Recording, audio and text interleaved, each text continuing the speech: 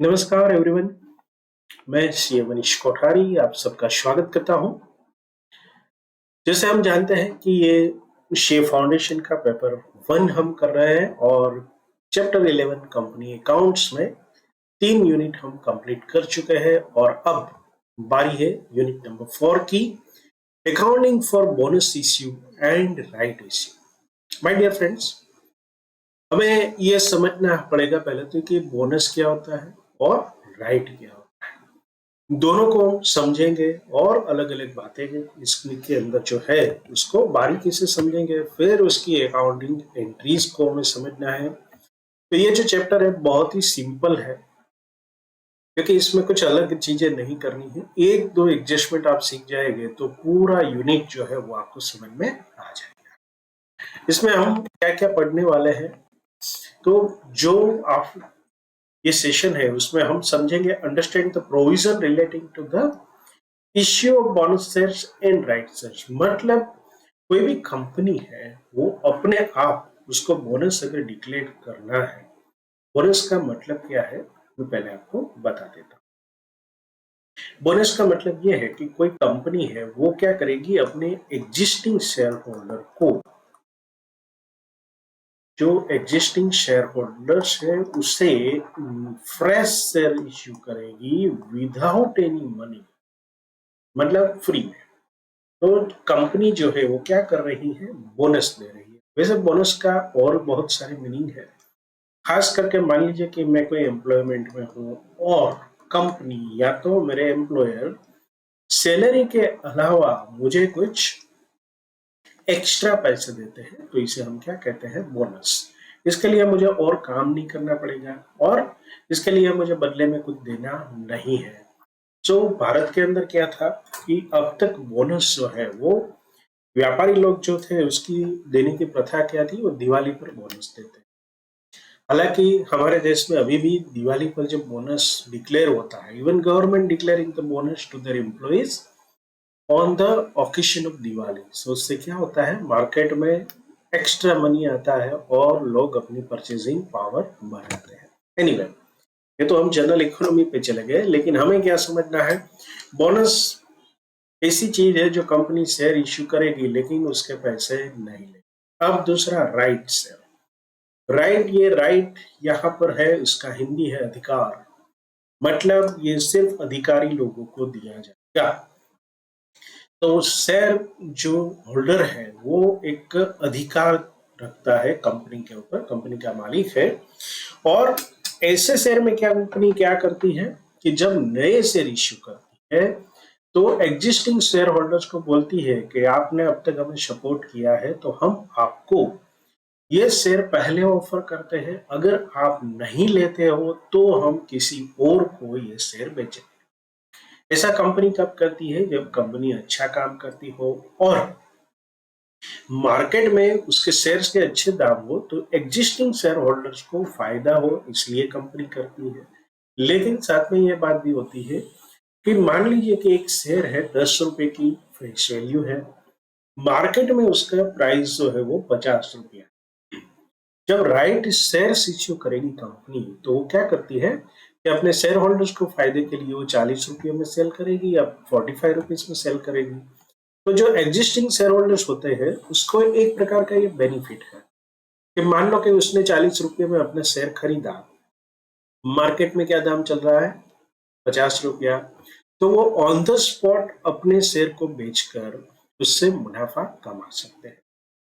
और छोड़िए, वो अपना राइट यानी कि अधिकार को भी बेच सकते हैं। हम इसका भी अकाउंटिंग देखेंगे कि ये कैसे होता है।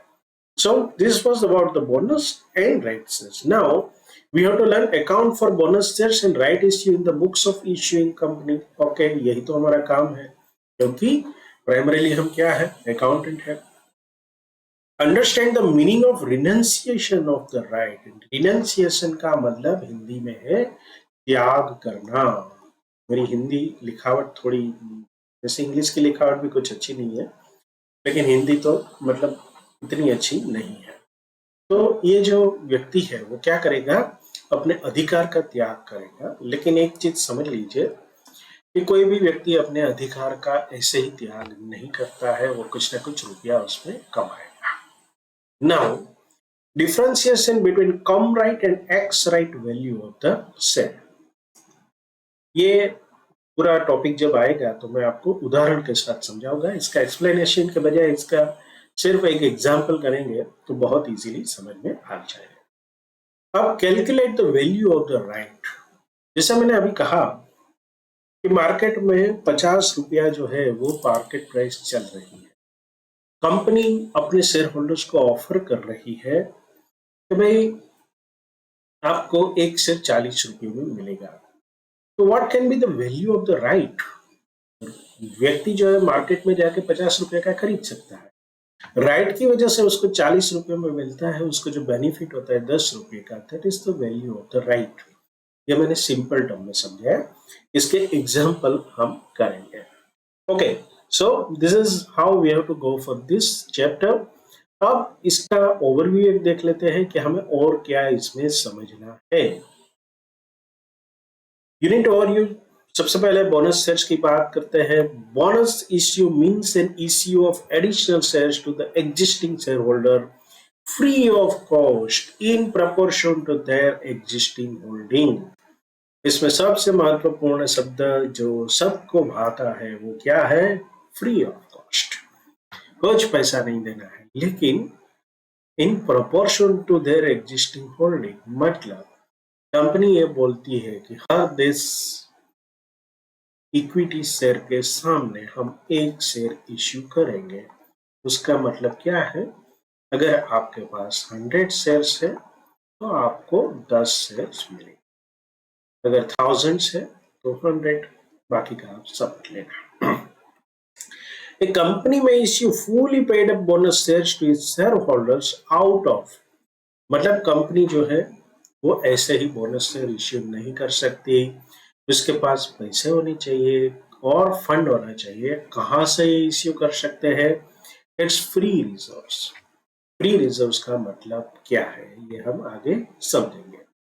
Security premium account. Security premium हम जानते हैं कि कोई भी इक्विटी शेयर इश्यू किया, 100 रुपए का शेयर था, 110 रुपये में इश्यू किया, 10 रुपया सिक्योरिटी प्रीमियम लिया, तो ये सिक्योरिटी प्रीमियम अकाउंट में अगर फंड पड़ा है तो बोनस शेयर इश्यू कर सकते हैं। कैपिटल रिडम्पशन रिजर्व अकाउंट, अगर ऐसा कोई फंड पड़ा है जिससे आप कैपिटल को रिडम्पशन के लिए यूज कर सकते हो। Bonus share should not be issued out of the revaluation of the reserve, that means reserve created by revaluation of the assets. मैं आपको एक इसका एग्जांपल के साथ समझा देता हूं। मान लो कि कोई कंपनी है, चलिए हम नाम लेते हैं टाटा मोटर्स का। मान लो टाटा मोटर्स जो है उसका एक ऑफिस बिल्डिंग है नरीमान पॉइंट।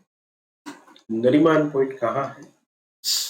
नरीमान पॉइंट भारत का कॉमर्शियल हार्ट है, मुंबई का ये सबसे फेमस एरिया है और देश की बड़ी बड़ी कॉरपोरेट्स की वहां पर ऑफिसेस है।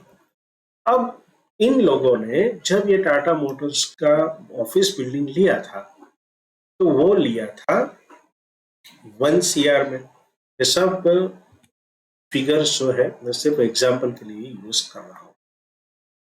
अब क्या हुआ कि आज की तारीख में इसका वैल्यूएशन जो है वो अब बन चुका है 100 CR।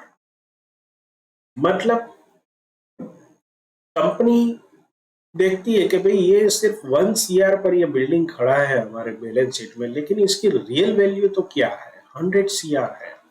मतलब हमारा बैलेंस शीट की एसेट्स बेस काफी स्ट्रांग है। तो कंपनी क्या है कि इस पूरे एसेट्स को रीवैल्यू करेगी। तो रीवैल्यू करेगी तो क्या होगा? एसेट जो पहले 1 CR दिखा रही थी अब 100 CR दिखाई देगी। तो ये 99 CR जो है वो कहाँ जाएगा? उसके लिए कंपनी क्या करेगी? अपने कैपिटल में नहीं ले जा सकती, लेकिन एक रिजर्व क्रिएट करेगी जिसे रीवैल्यूएशन रिजर्व कहते हैं। तो रिवैल्यूएशन रिजर्व में क्या हो जाएगा? 99 CR हो जाएगा। तो एसेट और लायबिलिटी दोनों साइड क्या होगा, 99 सीआर से बढ़ जाएगा। कंपनी का एक्चुअल वैल्यूएशन दिखाई पड़ेगा कि भाई ये कंपनी कितनी पावरफुल है। तो ऐसे कार्य के लिए अब 99 सीआर जो है वो आ गए हैं रिवैल्यूएशन रिजर्व में। कंपनी चाहती है कि भाई चलो हमारे शेयर होल्डर्स को फायदा करवाओ, सबको बोनस से इश्यू करो। कंपनीज एक्ट कहता है कि भैया नहीं, ये रिवैल्यूएशन रिजर्व है, आप इसका ऐसे इस्तेमाल नहीं कर सकते। हो सकता है कि कल जाके आपका ये 100 सीआर वाला बिल्डिंग 50 सीआर हो जाएगा, तो क्या होगा, ऐसे टाइम में ये जो रिवैल्यूएशन रिजर्व है उसको घटाकर आपकी एसेट को फिर से फेयर वैल्यू पर लानी पड़ेगी। इसीलिए एक्सेप्शनल चीजों के अलावा इस रिवैल्यूएशन रिजर्व्स को आपको टच नहीं करना है। हमारा मुद्दा क्या है, हमारा मुद्दा ये है कि फ्री रिजर्व में से दे सकते हैं, सिक्योरिटी प्रीमियम में से दे सकते हैं, कैपिटल रिडम्पशन में से, बोनस से दे सकते हैं, लेकिन रिवैल्यूएशन रिजर्व में से नहीं दे सकते। सिंपल। दूसरा जो पॉइंट हम पढ़ने वाले हैं वो है राइट इश्यू। राइट इश्यू के बारे में मैंने थोड़ा डिस्कस किया। Right issue is an issue of the rights to a company's existing share holders that entitle them to buy additional share directly from the company in proportion to their existing holding within a fixed time period। ये company क्या करती है, जब भी right issue open करेगी, declare करेगी, तो उसका एक विंडो होता है कि भाई 1 मंथ के अंदर आपको अप्लाई करना है, वरना ये आपका राइट चला जाएगा, या तो what ever the time company decides. आमतौर पर ये 15 दिन या 20 दिन का समय होता है। In a rights offering, the subscription price at which each share may be purchased is generally at a discount to the current market price। जैसे मैंने कहा कि मार्केट प्राइस जो था वो 50 रुपया था, कंपनी यहाँ पर 45 रुपीज में बेच रही है, then it is a discount on market price। Rights are often transferable, allowing the holder to sell them in the open market। देखिए कंपनी कितना फायदा करवाती है, वो बोलती है कि भाई चलो आप अगर खुद नहीं इन्वेस्ट करना चाहते या आपके पास फंड नहीं है, फॉरगेट इट, आप ये आपको जो 5 रुपीज या 10 रुपीज का बेनिफिट है उसको सेव करो, हमें कोई दिक्कत नहीं है। जो व्यक्ति आपकी ओर से पैसा भरेगा उसे हम शेयर इश्यू कर देंगे और आपको ये डिफरेंस में से फायदा हो जाएगा। The difference between the come right and ex right value of the shares is the value of the right। इसके बारे में भी हम आगे समझेंगे। तो चलिए शुरू करते हैं with the introduction issue of the bonus shares। A bonus shares may be defined an issue of the shares at no cost to current shareholders in a company based upon the number of the shares that the shareholders already own। मतलब share holders के पास जितने share होंगे उसके proportion में उसको bonus से दिए जाएंगे। In other words, no new funds are raised with a bonus issue. ये बहुत ही महत्वपूर्ण चीज है। क्या है, कंपनी को कोई फंड नहीं मिलने वाला है, तो जो कैपिटल रहेगी वो क्या रहेगी, वो सेम रहेगी। मान लो कि बिफोर इश्यू कंपनी के 10 सीआर शेयर्स है जिसकी वैल्यू होती है 100 सीआर। अब बोनस शेयर इश्यू कर दिया, मान लो 1 to 1 और 10 सीआर कर दिया, तो शेयर कैपिटल क्या हो जाएगी, 100 सीआर। क्यों, क्योंकि यहाँ पर बोनस शेयर से कंपनी को कोई फंड नहीं मिल रहा है। तो अब 20 सीआर है, तो क्या हो जाएगा, कंपनी की नॉमिनल वैल्यू तो वही रहेगी, लेकिन ये जो पूरा कैपिटल स्ट्रक्चर है दैट विल रिमेन सेम, सिर्फ नंबर ऑफ शेयर्स बढ़ेंगे। तो इसे अच्छी तरह से हमें समझना है। While the issue of the bonuses increases the total number of the share issued and it does not increase the net worth of the company, although the total number of the issued share increases, the ratio of the number of the shares held by each holders remains the constant। मतलब बताता, मान लो कि हम example लेते हैं रिलायंस का, Reliance industries limited. Suppose Mukesh भाई के पास 50 शेयर है, बाकी पूरे इंडिया के 140 करोड़ जनता के 50% शेयर है। अब बोनस जब इश्यू होगा तो ऐसा तो नहीं होगा कि मुकेश भाई को शेयर नहीं मिलेंगे, उसको भी मिलेंगे, और भारत की 140 करोड़ जनता को जो भी है उसको भी शेयर्स मिलेंगे। तो ये रेशियो है वो इंटेक्ट रहेगा, मतलब कंपनी के हाथ से जो भी कंपनी के बोर्ड ऑफ डायरेक्टर्स में नहीं, लेकिन प्रमोटर के पास जो हिस्सा है वो इंटैक्ट रहता है, तो कंपनी पर उसका स्वामित्व बना रहेगा। They will not lose their company. अब ये और थियरी है, इसको अच्छी तरह से समझना, ये ट्रू एंड फॉल्स में आ सकती है। Bonus issue is also known as capitalization of the profits. मतलब कंपनी मान लो हर साल प्रॉफिट करती है और प्रॉफिट एंड लॉस अकाउंट का बैलेंस बढ़ता जा रहा है। इसे डायरेक्टली कंपनी अपनी इच्छा से कैपिटल में ट्रांसफर नहीं कर सकती, क्योंकि कैपिटल में इक्विटी शेयर्स होते हैं और हर एक इक्विटी शेयर होल्डर के नाम के सामने उसकी नंबर ऑफ शेयर्स की अमाउंट लिखी हुई है, नंबर्स लिखे हुए हैं। तो ये प्रॉफिट को कैपिटल में ले जाने के लिए कंपनी को बोनस शेयर जो है वो एक ही रास्ता है जिससे वो इसका इस्तेमाल करके कंपनी का प्रॉफिट को कैपिटल में ट्रांसफर कर सकते हैं। Capitalization of the profit refers to the process of converting profits or reserves into paid up capital. A company may capitalize its profit or reserves which otherwise are available for distribution as dividend among the members by issuing fully paid bonus shares to the members.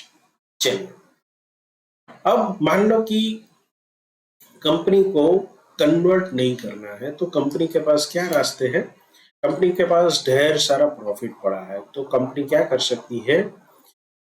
Bonus share भी issue कर सकती है, लेकिन dividend भी दे सकती है। आमतौर पर डिविडेंड देने से क्या होता है, कंपनी के हाथ में से फंड चला जाता है। ऐसी बहुत सारी कंपनियां हैं जो अपने शेयर होल्डर्स को डिविडेंड कम देंगे, लेकिन उसकी जो वेल्थ है कंपनी की वो बढ़ती रहती है। जैसे कि यहाँ पर अगर कैपिटलाइजेशन किया तो कंपनी की वेल्थ बढ़ेगी, कंपनी की वेल्थ बढ़ती है तो अल्टीमेटली किसकी वेल्थ बढ़ती है? शेयर होल्डर्स की। सो फाइनली ये इस तरह से काम करता है। चलिए अब आते हैं, if the subscribed and paid up capital exceeds the authorized share capital as a result of bonus issue, a resolution shall be passed by the company at its general body meeting for increasing the authorized capital. Example ले लेते हैं। Suppose authorised capital है वो 100 CR, paid up capital है वो 60 CR है। अब bonus share 1 to 1 issue कर रहा है, तो ये कितना हो जाएगा? ऑफ कोर्स 60 मल्टीप्लाई 2 यानी कि 120। तो ये ऑथोराइज कैपिटल तो सिर्फ 100 है, तो क्या करना पड़ेगा? पहले मीटिंग बुलानी पड़ेगी, जनरल बॉडी मीटिंग, उसमें एक रिजोल्यूशन रखना पड़ेगा। ये रिजोल्यूशन में क्या कहा जाएगा कि भाई कंपनी की ऑथोराइज कैपिटल जो है अब 100 करोड़ नहीं लेकिन 120 CR रखेंगे। ऐसा रिजोल्यूशन पास होने के बाद ही ये इश्यू हो सकता है। सो this is very much important. जब हम आगे एग्जाम्पल करेंगे तो ये चीज प्रोमिनेंटली आएगी और हमें इसके नोटिंग वगैरह करना है। If the subscribed and paid up capital exceeds the authorized share capital as a result of bonus issue, a resolution shall be passed by the company at its general body meeting for increasing the authorized capital. A return of bonus issue along with the copy of the resolution authorizing the issue of the bonus shares is also required to be filed with the registrar of companies. तो जो ROC है उसको सब कुछ बताना पड़ता है company को। So bonus shares are shares issued at no cost to current shareholder in a company based on the number of the shares that the shareholders already owners. चलिए एक एग्जाम्पल करते हैं। Alpha company announces bonus issue to its share holder in the ratio of 2:3। That means 2 shares for every 3 shares held. Shareholder X has a 6,000 shares before announcement of the bonus issue. How much share would he have after bonus issue? Okay, fine. देखिए, every 3 shares के सामने company 2 share offer कर रही है, तो 6,000 shares के सामने कितना ऑफर करेगी? बहुत सिंपल है, 2 multiply 6,000 divided by 3, so it is 4,000। पहले कितने शेयर थे? 6,000। कितने बोनस में मिले? 4,000। अब शेयर होल्डिंग कितना है? 10,000। तो इस तरह से एग्जाम में नहीं करने का है, पूरा बात अच्छी तरह से प्रेजेंट करना है। चलिए देख लेते हैं। Company announced bonus issue in the ratio of 2:3. Shareholder X will entitle to have 4,000 bonus shares. Total number of the shares X has after bonus issue is 10,000. इस तरह से अच्छी तरीके से लिखना है। चलिए तो अब समझते हैं कि कंपनीज एक्ट क्या कहता है। देखिए, कंपनी को कुछ भी करना है तो सबसे पहले किसकी आवश्यकता चाहिए? कंपनीज एक्ट में लिखा होना चाहिए। कंपनीज एक्ट में अगर लिखा है वही कार्य कंपनी कर सकती है, उसके अनुसार वो रिजोल्यूशन वगैरह अपने कंपनी में पास करेंगे और उसके बाद इंप्लीमेंट करेंगे। तो यहाँ पर सेक्शन 63 ये कहता है कि बोनस शेयर कैसे इश्यू करें। According to subsection 1 of section 63, a company may issue fully paid up bonus shares to its member in any manner whatsoever. कोई भी नाम से आप इश्यू करो, लेकिन पैसा कहां से, किस तरह से इश्यू करना है? पैसा तो वैसे लेना नहीं है पब्लिक के पास से, तो बोनस शेयर कहां से इश्यू करोगे?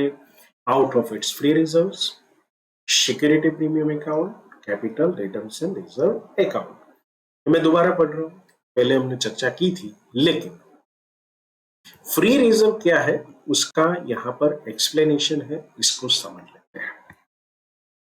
फ्री रिजर्व यहाँ पर जो स्टार लगाया है, माय डियर फ्रेंड्स, ये सारी स्टार वाली चीज है वो हमारे समझने के लिए होती है, और हो सकता है कि उसके ऊपर कोई डायरेक्ट क्वेश्चन ना हो, लेकिन जब भी ऐसे एक्सप्लेनेशन आता है, never forget to read it entirely. बहुत ही उपयोगी होते हैं और हमारा नॉलेज बेस बनाने में ये महत्वपूर्ण है। चलिए तो अब section 2 clause 43 of the companies act define करती है, डेफिनेशन है। सेक्शन 2 होगा तो क्या होगा? डेफिनेशन। फ्री रिजर्व क्या है? Free reserve means such reserve which as per the latest audited balance sheet of a company are available for distribution as dividend. मतलब एक तो ऑडिटेड बैलेंस शीट होना चाहिए, मतलब कंपनी जिस साल कंप्लीट करती है अपना फाइनेंशियल ईयर, उसका ऑडिट हो जाए, उसके बाद ऑडिटर बोलते हैं कि ये fund available for distribution as dividend, मतलब शेयर होल्डर्स को दिया जा सकता है, तभी जाके ये फ्री रिजर्व बनता है।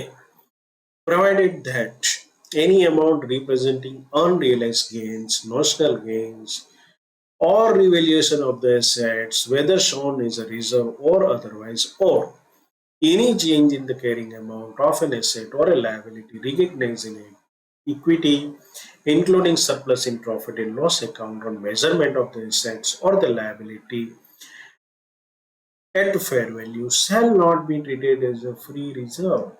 अभी हमने देखा था रीवैल्यूएशन रिजर्व में से हम बोनस शेयर नहीं इश्यू कर सकते, तो इसका जवाब क्या है?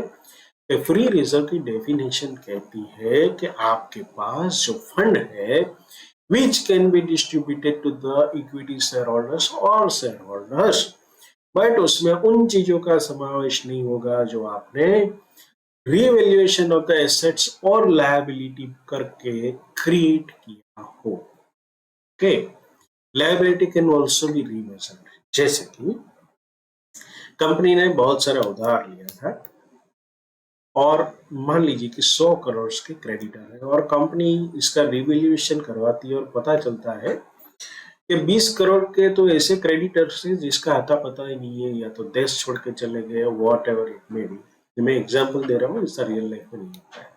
20 करोड़ छोड़ के कोई जाता नहीं है। तो लायबिलिटी को भी, तो ऐसे संजोगों में आपको कंपनी इसको डायरेक्ट प्रॉफिट में नहीं ले जा सकती, that will be the part of reserve. So my dear friend, asset का एग्जांपल मैंने ऑलरेडी दे चुका है। तो ये फ्री रिजर्व का कंसेप्ट अच्छी तरह से अगर आप समझ गए हो तो हमें क्या याद रखना है कि बोनस शेयर इश्यू करने के लिए सेक्शन 63 ये कहता है 3 चीजों में से बोनस शेयर इश्यू कर सकते हो: free reserve, security premium account और capital redemption reserve account. Provided that no issue of the bonus share shall be made by capitalizing reserves created by the revaluation of the assets. Subsection 2 of the section 63 provides that no company shall capitalize its profit or reserves for the purpose of issuing fully paid up shares under subsection 1 unless, क्या लिखा है वो पढ़ लेते हैं, it is authorized by its article, it is on the recommendation of the board been authorized in the general meeting of the company, it is not defaulted in payment of interest in principal and respect of fixed deposit or debt security issued by it.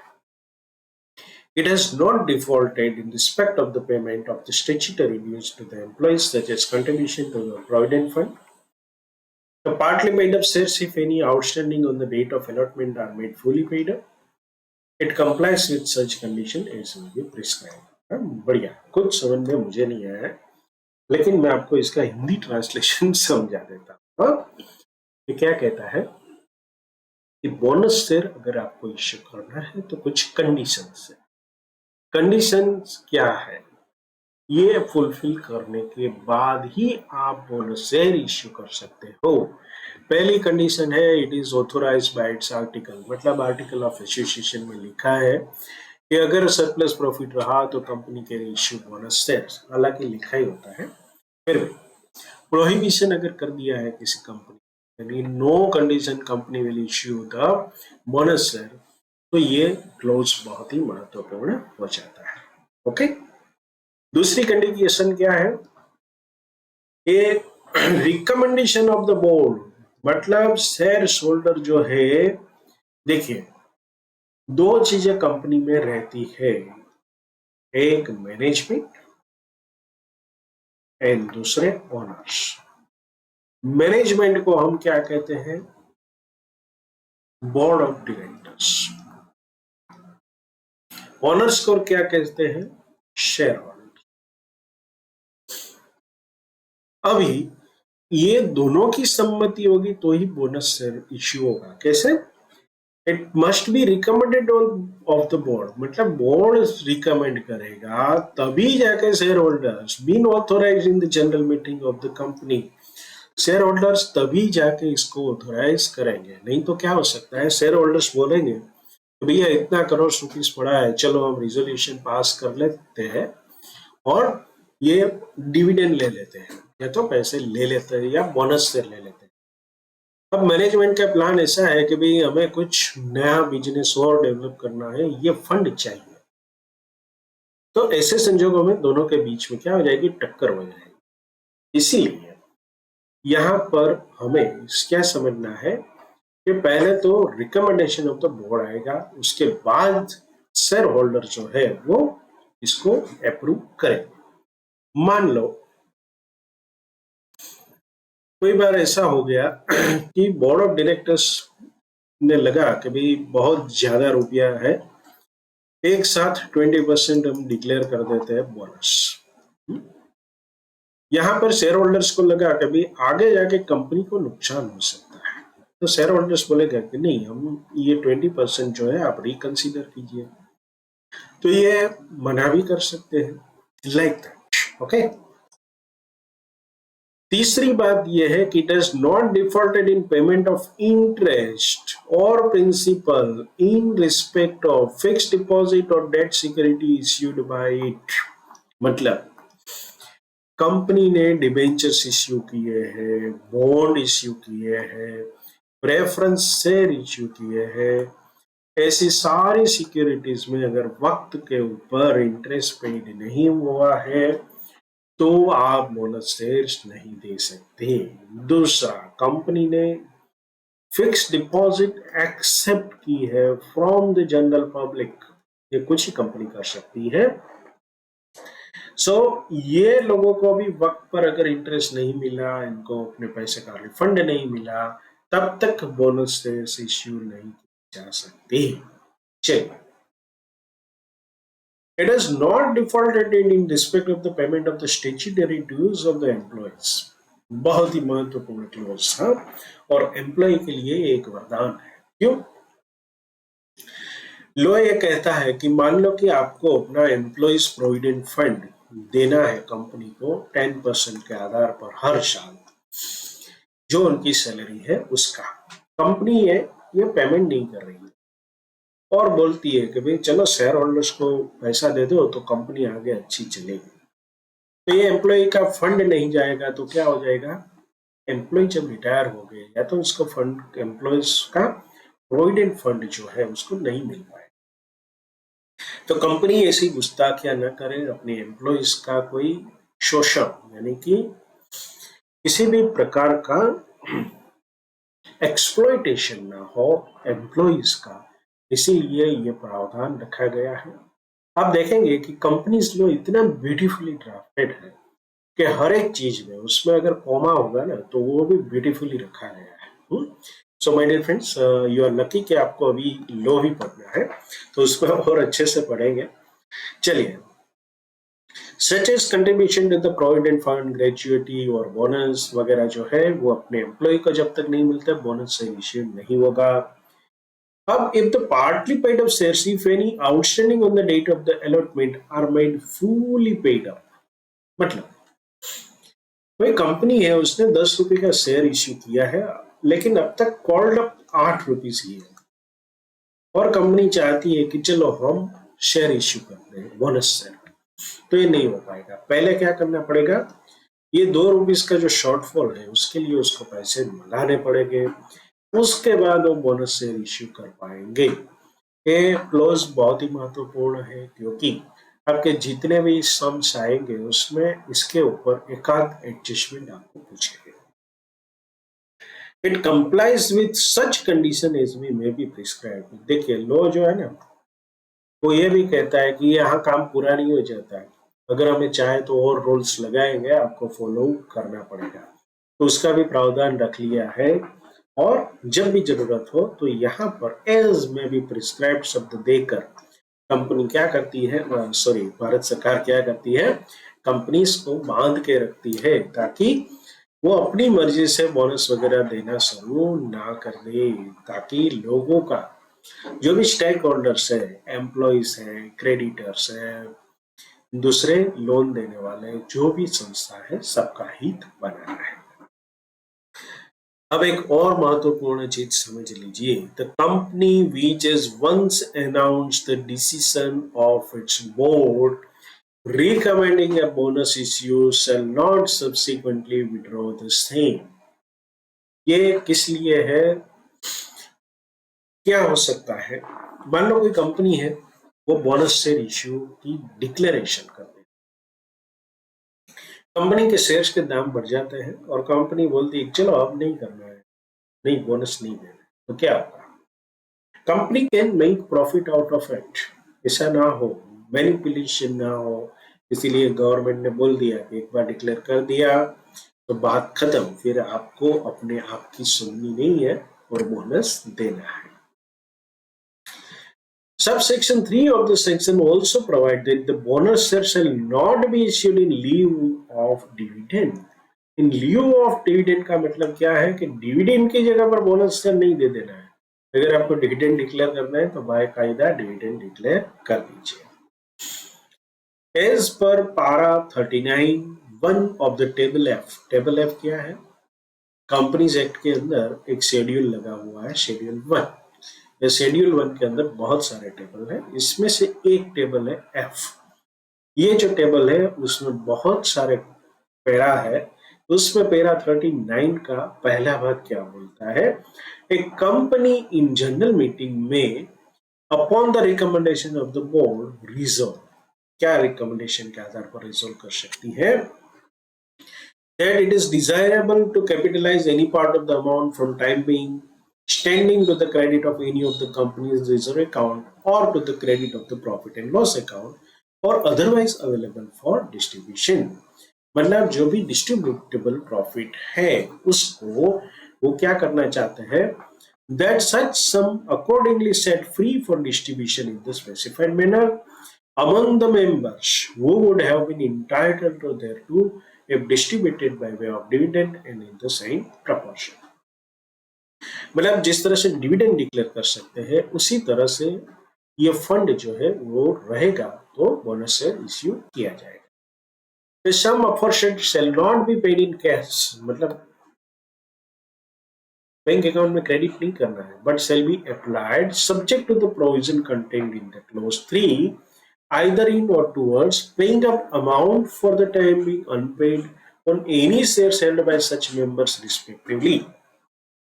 आपको लगेगा कि मैं इतनी detail में इसका description क्यों कर रहा हूं? माय डियर फ्रेंड्स, ये एक एक लाइन के ऊपर आपको सम के अंदर एडजस्टमेंट पूछे जाएंगे। जैसे कि ये लाइन क्या कह रही है समझिए। Paying up any amounts for the time being unpaid on any shares held by such member respectively। मतलब मान लो कोई कंपनी है, उसने 10 रुपीज जो है वो फेस वैल्यू वाला शेयर इश्यू किया है, कॉल्ड अप 8 रुपीज है, सो 2 रुपया अभी तक बाकी है। बोनस शेयर के बजाय कंपनी ये भी कह सकती है कि चलो ये कॉल्ड अप के पैसे कंपनी खुद डाल दे, तो उसको भी बोनस की तरह ट्रीट किया जाए। हाँ, paying up in full on issued shares of the company to be allotted and distributed credited as fully paid up to and among such members in the proportion aforesaid partly in the way specified in A यहाँ and partly in the specified B। मतलब कि अगर जरूरत रही तो इसको full payment कर दिया जाएगा, अनइश्यूड शेयर से तो उसको भी फुली पेड बताकर प्रोपोर्शनेटली सबको डिस्ट्रीब्यूट किया जा सकता है। A secretive premium account and capital return reservation account may only be applied in the paying up of unissued shares to be issued to the members of the company as fully paid bonus shares।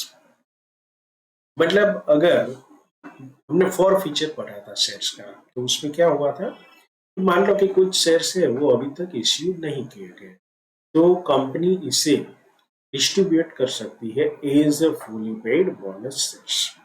In other words, secretive premium account and capital redemption reserve cannot be applied towards payment of unpaid amount on any shares held by the existing shareholders। मतलब यहाँ पर अगर unpaid amount है तो capital redemption reserve को आप utilise नहीं कर सकते। एडजस्टमेंट में पूछ लेंगे तो आपको ये समझना होगा। चलिए अभी एक एक्सप्लेनेशन देख लेते हैं और फिर जनरल एंट्रीज पर आएंगे। As per section 63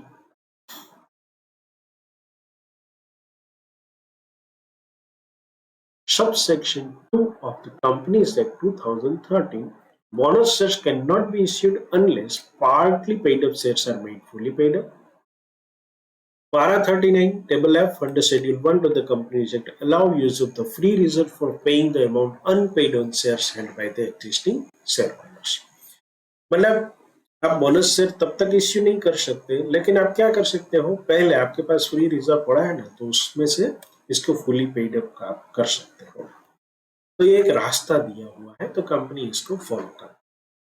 On a combined reading of both the provision, it can be said that free reserves may be used for paying up amounts unpaid on shares held by existing shareholders, though security premium account and capital reduction reserves cannot be used. मतलब ये दोनों का इस्तेमाल नहीं होगा। चलिए अब बात करते हैं कि जनरल एंट्रीज कैसे होगी।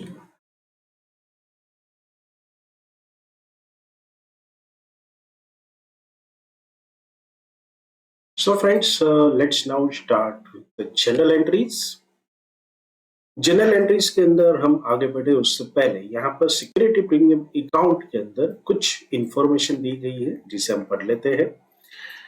यहाँ पर यह as per the SEBI regulation such security premium should be realised in cash. Mind well, यहाँ पर अब कंपनीज एक्ट की बात नहीं हो रही है, अब हो रही है सेबी की। सेबी हम सब जानते हैं क्या है, security and exchange board of India, जो कि पूरे देश का स्टॉक एक्सचेंज को कंट्रोल करती है। तो वो जो आदेश देता है उसको भी जो भी लिस्टेड कंपनी है उसको मानना है।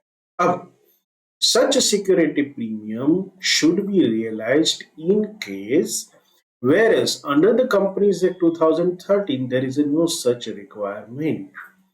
मतलब कि सेबी का कहना यह है कि सिक्योरिटी प्रीमियम जो है वो कैश में मिलना चाहिए, कंपनीज एक्ट बोलता है ऐसी कोई जरूरत नहीं है, मतलब साइलेंट है। In accordance with section 52, security premium may arise on account of issue of share other than by way of cash।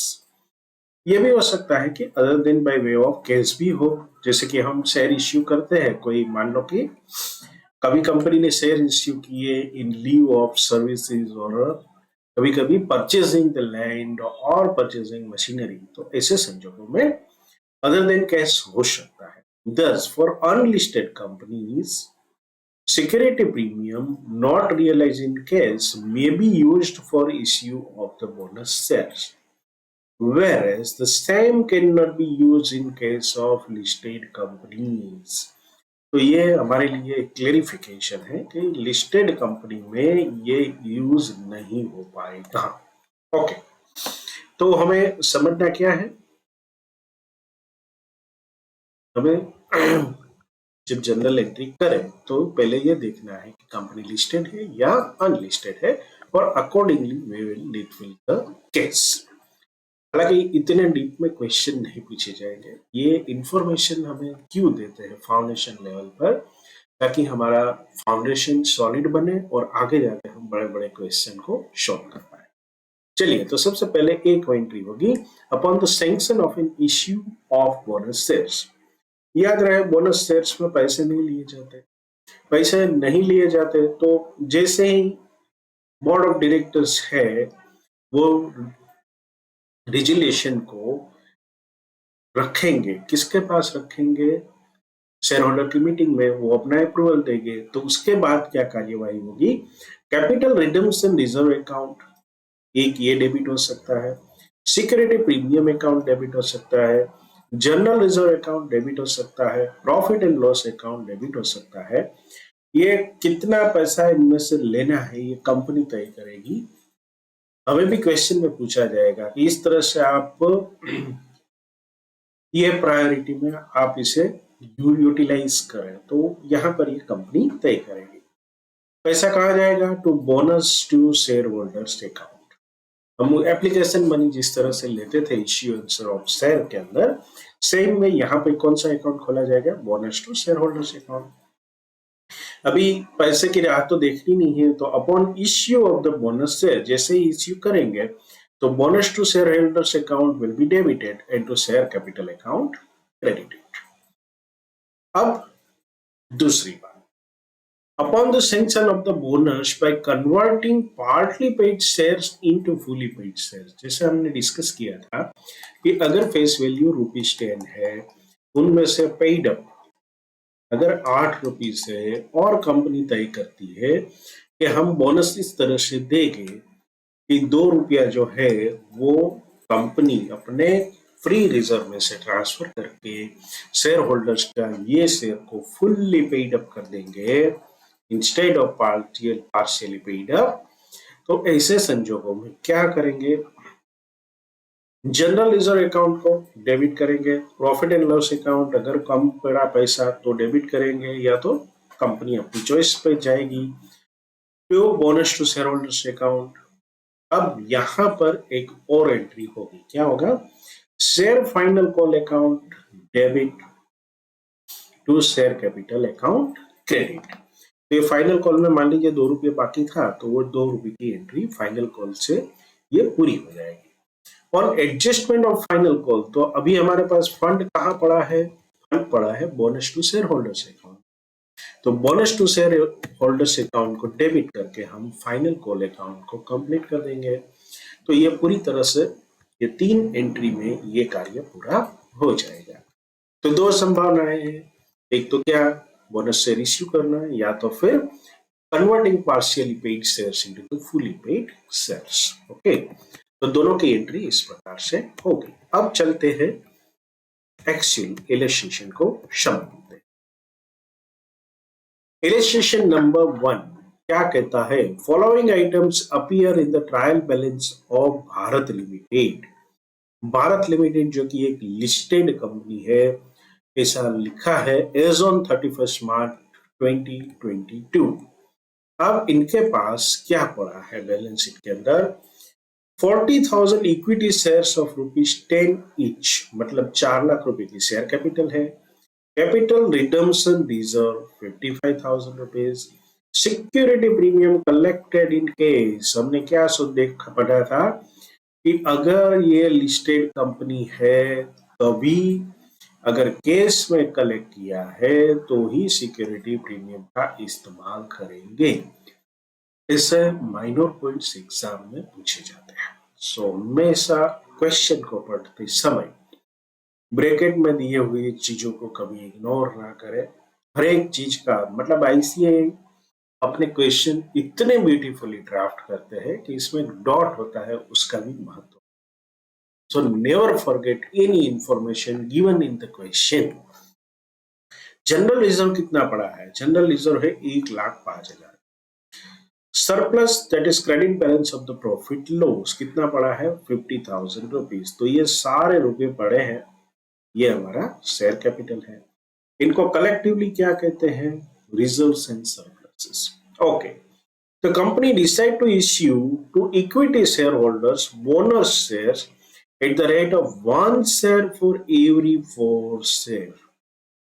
40,000 equity shares है, अगर 4 शेयर पर 1 शेयर,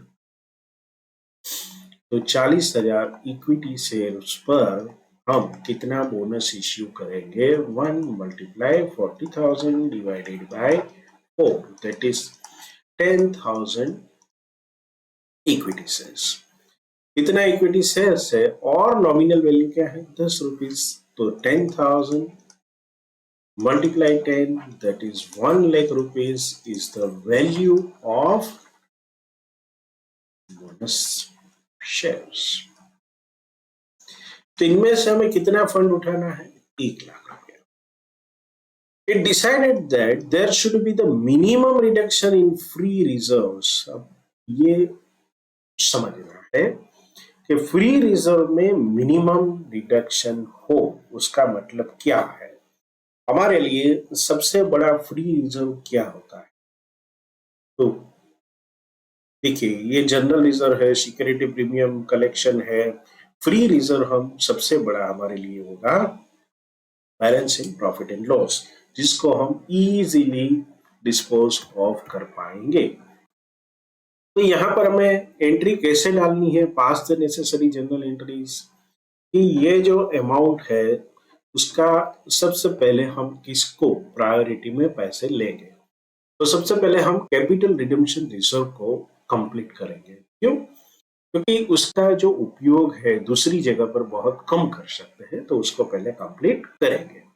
फिर सिक्योरिटी प्रीमियम भी ऐसी ही चीज है, तो उसका भी इस्तेमाल यहाँ पर पहले कर लेंगे। अभी बाकी जो बचेगा तो वो हम जनरल रिजर्व में से लेंगे, और अभी बाकी तो कुछ इतनी जरूरत नहीं है। तो चलिए जनरल एंट्री करते हैं। अगर यहाँ पे ये कंडीशन नहीं होती कि decided that there should be minimum reduction in free reserve, तो हमें कुछ सोचना नहीं था, हम अपनी मर्जी से कहीं पर भी डेबिट कर सकते थे 1,00,000 रुपीज। तो आप देखिए कि यहाँ पर क्वेश्चंस में हमें कंसेप्ट पूछे जाते हैं। कितने कंसेप्ट एक साथ पूछ लिए। आपको फ्री रिजर्व के बारे में भी पता होना चाहिए, आपको सिक्योरिटी प्रीमियम के बारे में भी पता होना चाहिए, ये लिस्टेड कंपनी है, अनलिस्टेड कंपनी है, आपको वैल्यू ऑफ बोनस इश्यू का पता होना चाहिए, आपको ये कैलकुलेशन भी पता होना चाहिए कि भी आप कितनी शेयर्स इश्यू कर पाते हो। So it is a multiple thing, लेकिन बहुत ही इजीली हो जाएगा, बहुत इसमें चिंता की बात नहीं है। तो चलिए शुरू करते हैं। हमें कितना रुपया चाहिए वो हमने गिन लिया, इसे हम सिंपल भाषा में वर्किंग नोट कहते हैं। आपको इसको वर्किंग नोट में ही लिखना है, कभी भी पेपर पे मत लिखिए। तो चलिए सबसे पहले क्या कंप्लीट करेंगे, कैपिटल रिडम्पशन रिजर्व्स।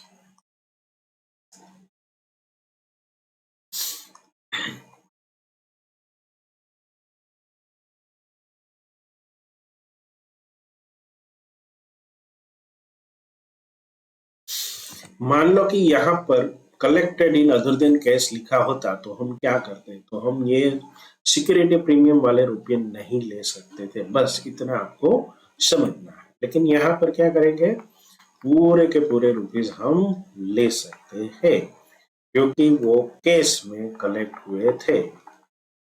तीसरी आइटम जो है वो है जनरल रिजर्व। जनरल रिजर्व में कितना रुपया लेंगे, जो भी बैलेंसिंग बचेगा वो। पहले 55,000 ले लिया, फिर 30,000 ले लिया, फिर कितना लेना है, पहले हम to bonus to share holders account, ये एसएच में शार्प और शॉर्ट में लिखूंगा, उसका मतलब है शेयर होल्डर्स 1,00,000 रुपये। तो अब बैलेंसिंग फिगर कौन सा बचा, जनरल रिजर्व का कितना रुपीस लेंगे, 15,000।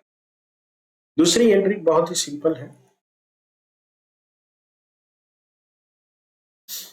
Bonus to share holders account, उसको डेबिट करेंगे और फंड कहाँ ले जाएंगे, इक्विटी शेयर कैपिटल।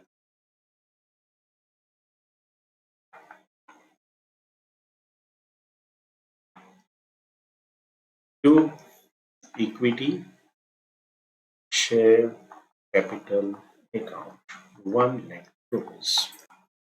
यहाँ पर क्या लिखेंगे, bonus shares issued 10,000 multiply by 10 like that. चलिए इसका प्रेजेंटेशन देख लेते हैं।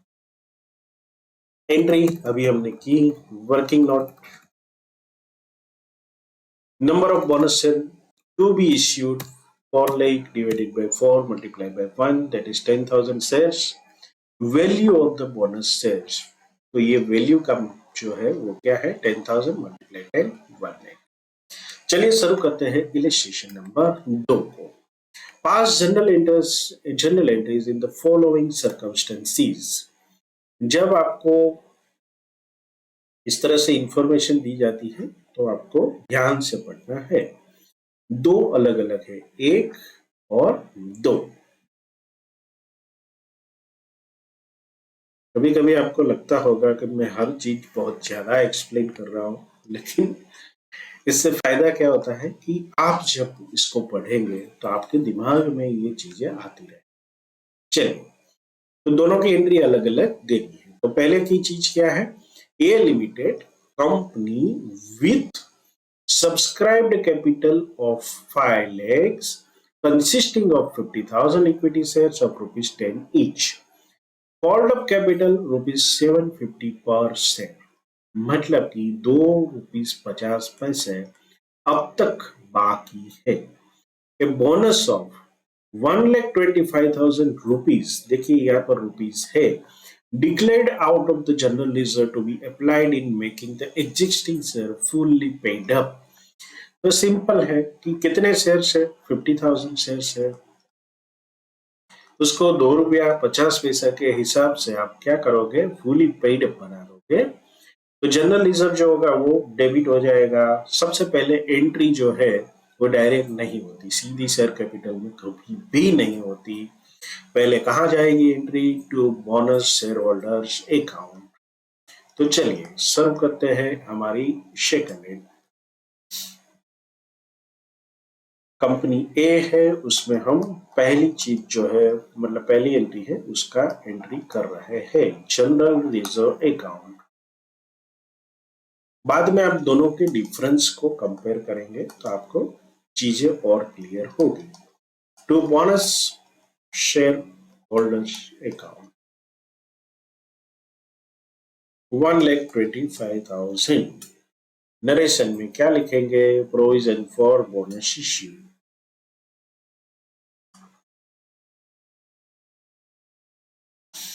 अब यहां पर हमें याद रखना है 3 एंट्री होगी। क्यों एंट्री 3 होगी? क्योंकि यहाँ पर फाइनल कॉल हमें बीच में आएगा।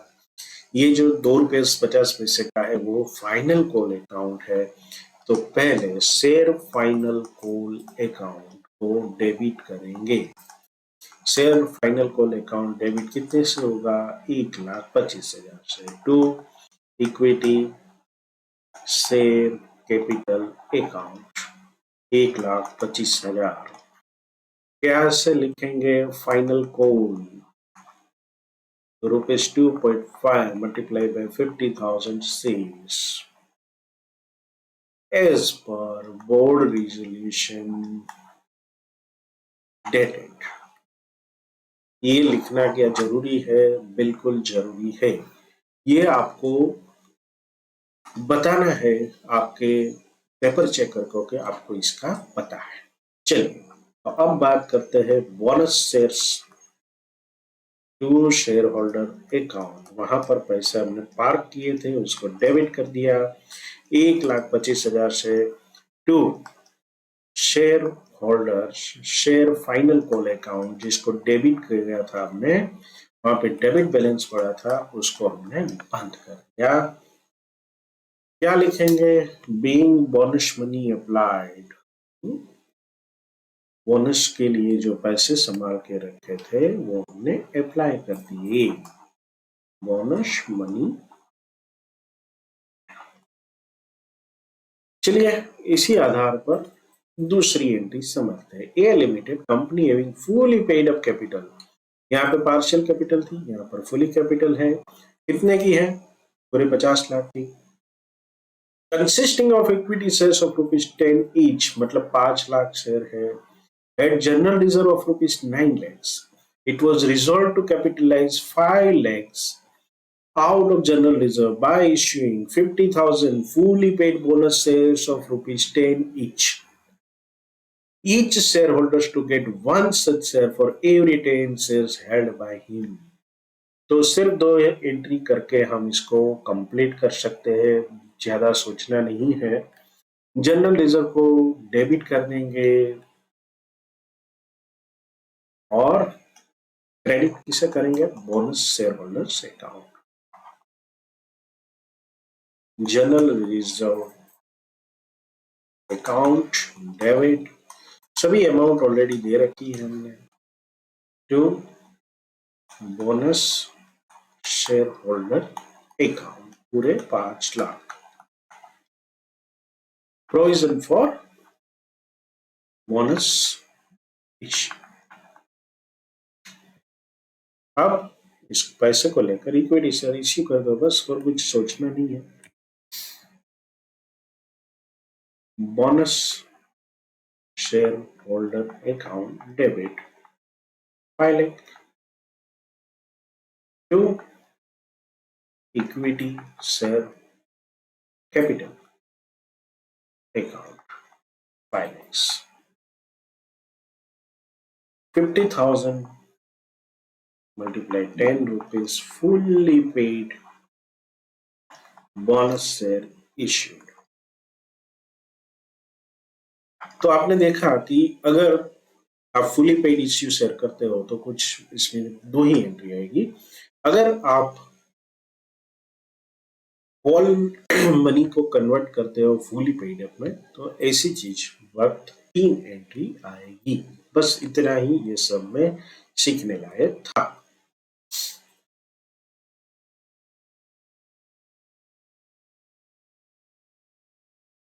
चलते हैं हमारे इलस्ट्रेशन नंबर 3 पर। देखिए यहाँ पर ये आपको लंबा चौड़ा लगने वाला इलस्ट्रेशन बहुत सिंपल है।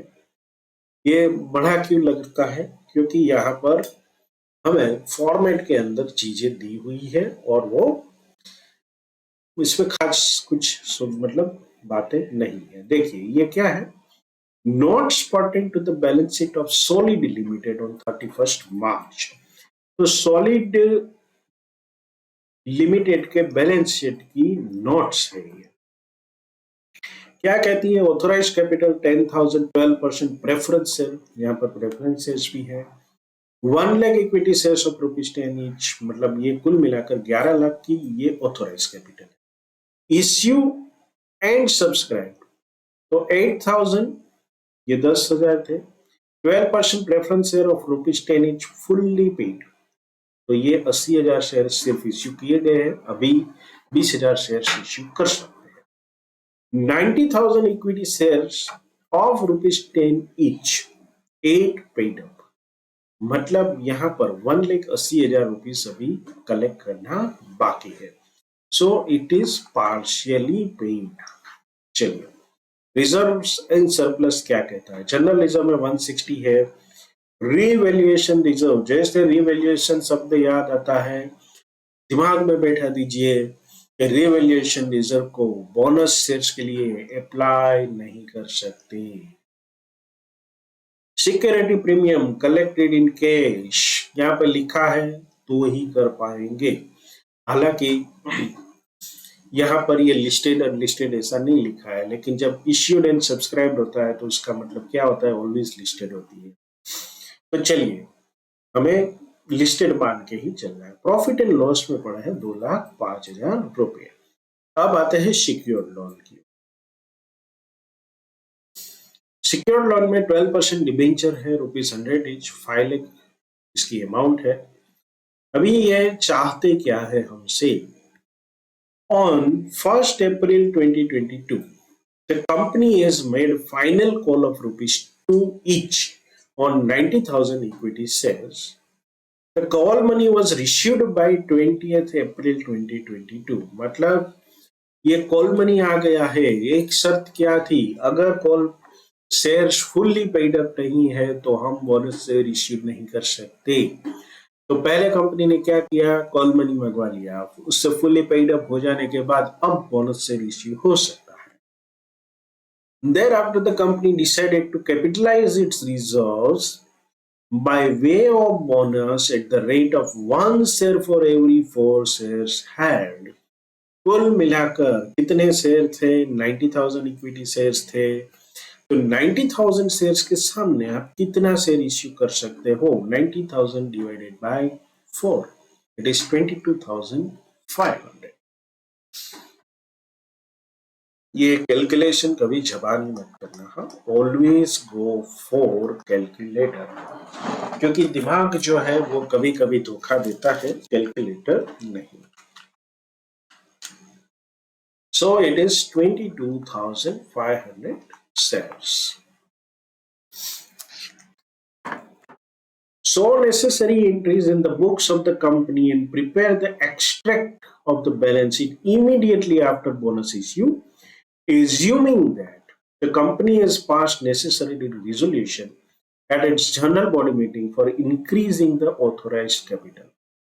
Mind well, अगर ये नहीं लिखा होता तो भी आपको ऑथोराइज्ड कैपिटल को एडजस्ट करना पड़ता। क्यों?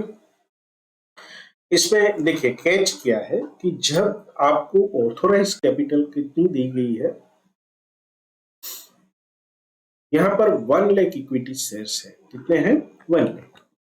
तो 1 लाख से ज्यादा अगर मुझे इश्यू करने हैं तो मुझे पहले अपने ऑथोराइज्ड कैपिटल को बढ़ाने के लिए एक रिजोल्यूशन पास करना होता है। और रिजोल्यूशन पास कौन करेगा? Of course share holders in the general body meeting. तो ये जनरल मीटिंग के अंदर जब आप इसको पास करवाते हो, क्यों पास करवाना जरूरी है? तो मेरे पास 90,000 शेयर ऑलरेडी है। अगर ये 90,000 शेयर है, इसमें मैं 22,500 और ऐड करता हूं, तो मेरे पास 1,12,500 शेयर हो जाते हैं। क्या कंपनी ऑथोराइज्ड है इश्यू करने के लिए? नहीं। Company is authorised only up to 1 lakh. So in order to pass these things, company has to amend the authorized capital. अब मान लो कि ये सब में दिया हुआ है, फिर भी नहीं दिया है, तो आपको सोचकर इसको आपको एंट्री दिखानी है और बड़ी खूबसूरत नोट लिखनी है कि भाई ये ऑथोराइज कैपिटल बढ़ाने के लिए कंपनी ने नेसेसरी रेजोल्यूशन पास कर लिया है, इसीलिए हम ऑथोराइज्ड कैपिटल इतनी दिखा रहे हैं। ये आपको आंसर शीट में लिखना है। ओके, तो अब हम चलते हैं और एंट्री की शुरुआत करते हैं। हमें इतना पता है कि जो अनपेड शेयर थे हमारे, उसका पैसा अभी भगवाना है, वो आ जाए, उसके बाद हम बात करेंगे शेयर कैपिटल की। कब मंगवाया? 1 अप्रैल को। तो 1 अप्रैल, सो 1 अप्रैल 2022 को equity share final call account को डेबिट कर दिया। कितने शेयर हैं? 90,000 रुपीज। कितने रुपए बाकी थे? 2। कुल मिलाकर 1,80,000। वर्किंग कहीं ना कहीं दिखाना है, चाहे कितना भी छोटा वर्किंग क्यों ना हो। To equity share capital account, it is 1,80,000। बाकी की डिटेल आप लिख लेना। अभी ये पैसे कब आ गए? 20 अप्रैल को। तो क्या करेंगे? 20 अप्रैल को हम बैंक अकाउंट को डेबिट करेंगे और उसी दिन बोनस की प्रक्रिया को शुरू करेंगे। तो चलिए, अब हमारा 28 अप्रैल 2022 को क्या किया हमने? बैंक अकाउंट को डेबिट कर दिया, पैसे आ गए 1,80,000 to equity share final call account, इसको क्रेडिट कर दिया। तो फाइनल कॉल वाला मामला जो है वो खत्म कर दिया। Money received. अभी हमें क्या करना है? चलिए, अभी हमें बोनस शेयर इश्यू करने हैं। बोनस शेयर इश्यू करने हैं तो हमें सिर्फ रेशियो पता है। रेशियो जब पता होता है तो आपको उसका वर्किंग जो है वो दिखाना पड़ेगा। क्या रेशियो है? 1:4 हमने निकाल लिया। 22,500 शेयर अगर इश्यू करने हैं तो उसमें एक जीरो लगाओगे तो आपको पता चलेगा कि आपको कितने रुपीस की आवश्यकता है। 2,20,000, 2,25,000, इतनी रुपीस आपको चाहिए। अब हम क्या करेंगे? हम धीरे धीरे अलग अलग अकाउंट में से पैसे लेंगे। तो रिवैल्यूएशन रिजर्व को तो आप टच नहीं कर सकते। आपके पास 3 प्रकार के अकाउंट है। तो जनरल रिजर्व में से हम मैक्सिमम उठा लेंगे और सिक्योरिटी प्रीमियम को भी उठा लेंगे। तो बाकी जो बचेगा उसे प्रॉफिट एंड लॉस में, क्योंकि ये हमारा फ्री रिजर्व है, बाकी का प्रॉफिट एंड लॉस बैलेंस में से उठाएंगे। तो 3 एंट्री हम करते हैं। Security premium account, general reserve account, profit and loss account, ये बैलेंसिंग फिगर रहेगा। 2 बोनस शेयर होल्डर अकाउंट, यहाँ पर की रकम हमें पता है 2,25,000। सिक्योरिटी प्रीमियम का फिगर 20,000, ये भी पता है। ये 160 भी पता है। चलिए कैलकुलेटर उठाते हैं। 225 minus 20 minus 160, that is 45,000 rupees. इतना करने के बाद हम क्या करेंगे? बोनस शेयर्स को एक्चुअली इश्यू करेंगे।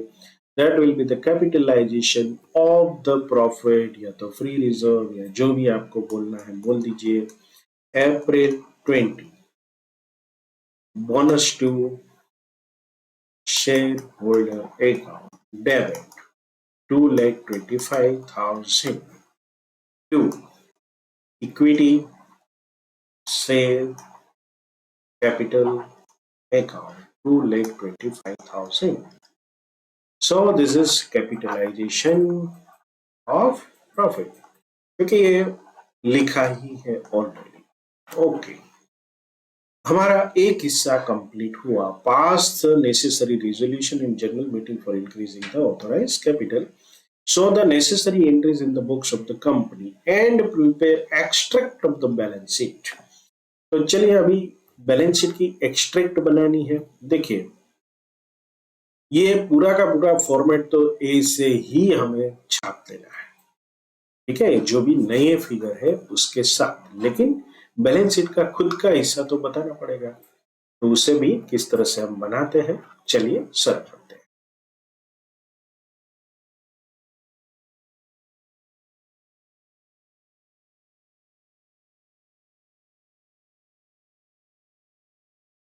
एक्सट्रैक्ट जो भी है बैलेंस शीट का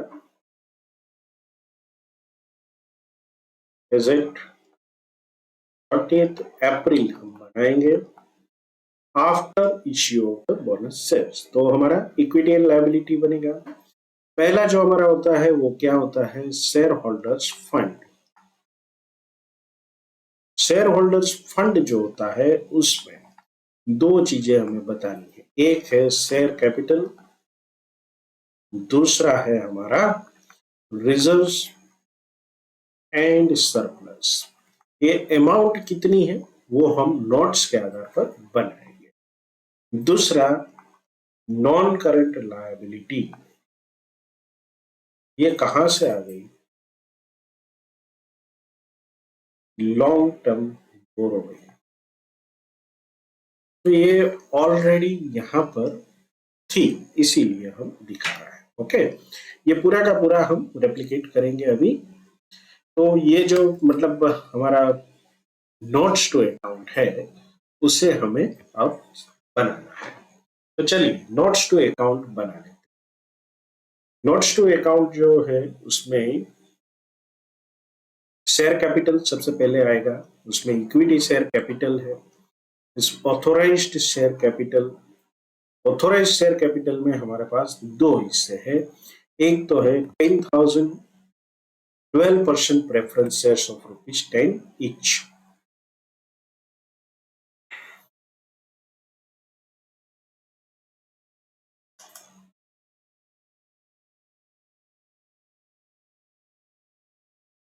तो ये हो जाएगा 1,00,000।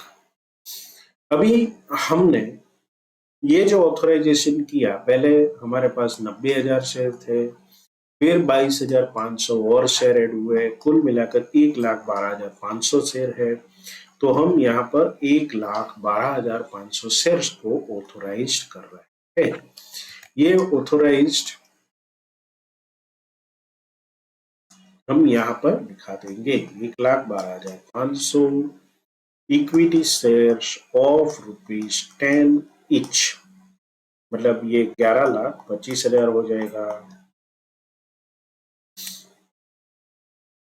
अब इश्यूड सब्सक्राइब, इश्यूड कितना हुए, तो इसमें से हमने इश्यूड वाला जो पोर्शन है वो कितना है 8,000।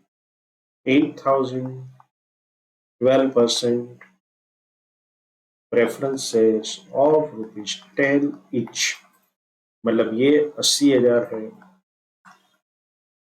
उसके बाद ये इक्विटी वाला जो मामला है वो हमने पूरा का पूरा इश्यू कर दिया है, 1,12,500 इक्विटी शेयर्स ऑफ ₹10 ईच। यहां पर अब शब्द आएगा फुल्ली पेड, तो ये 11,25,000। इसका अगर हम टोटल करते हैं तो 12,05,000 हो जाएगा। यहाँ पर ये आपको क्या कर देना है कि अगर इश्यू और सब्सक्राइब और कॉल्ड अप में कोई फर्क नहीं है तो ये हेडिंग में आप सब कुछ साथ में बता देंगे, क्या इश्यूड, सब्सक्राइब एंड पेड। सो हमारी पहली नोट तैयार हुई। पहली नोट में एक्सट्रैक्ट में हमने क्या लिखना है, 12,05,000। अब आते हैं हमारी दूसरी नोट के ऊपर। दूसरी नोट जो है वो हम बनाएंगे रिजर्व एंड सरप्लस की।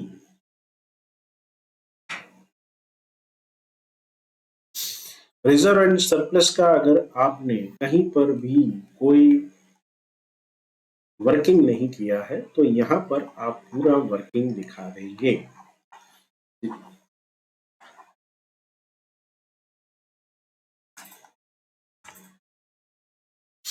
रिजर्व एंड सरप्लस, चलिए एक तो था हमारे पास जनरल रिजर्व, वो वाइप ऑफ हो गया।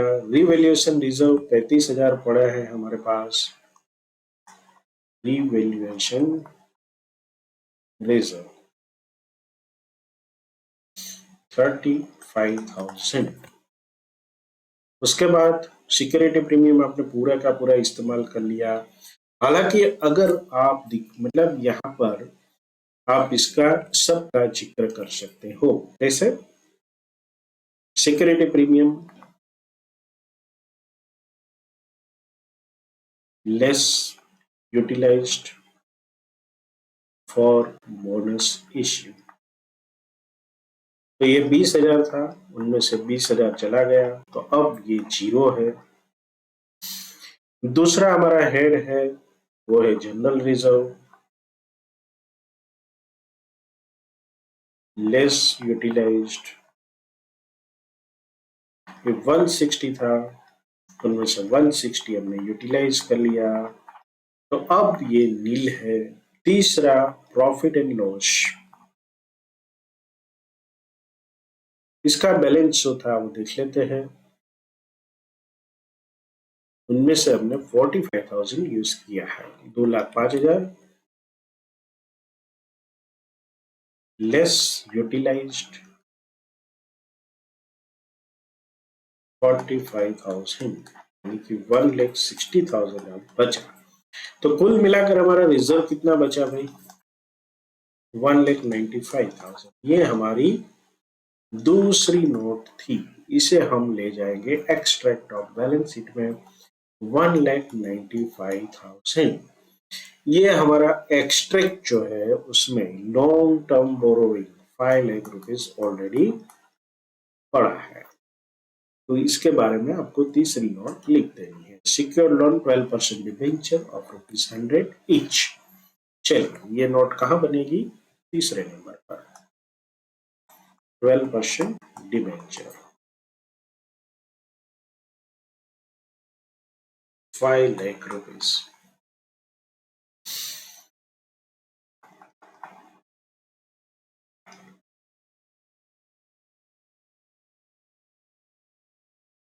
सो ये हमारा काम यहाँ पर कंप्लीट हुआ।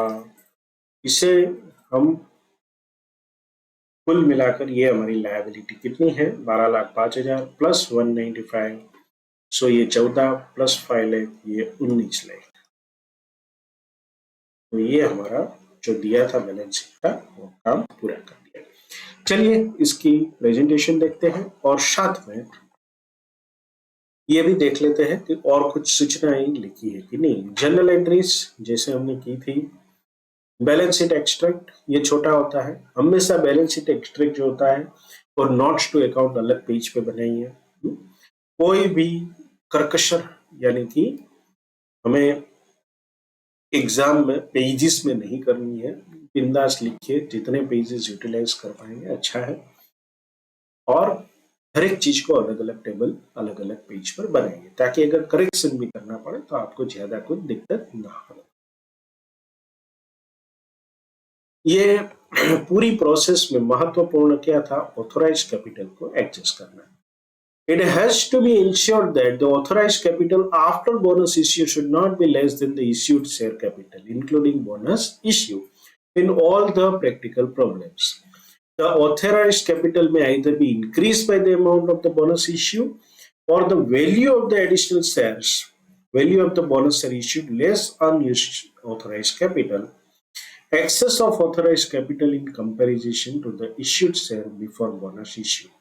मुझे कुछ समझ में नहीं आया, बट आपको इतना बता दूं कि यहाँ पर ऑथोराइज्ड कैपिटल जो थी वो पहले कितनी थी, 1 लाख शेयर की थी। तो ये और इश्यू किए गए थे 90,000 share.